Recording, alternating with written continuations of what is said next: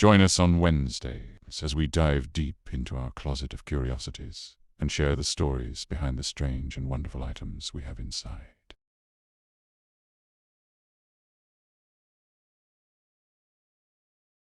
For today's episode, we have a medical apothecary, pouch and box from the 19th century, prices ranging from $325 to $895. Before modern hospitals, the traveling apothecary chest was a doctor's mobile clinic.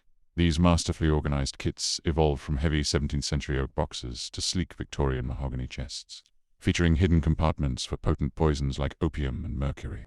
For those on the move, military surgeons and frontier explorers adapted these into leather saddlebags and rolls, ensuring life-saving tinctures and brass scales were always within reach at a patient's bedside.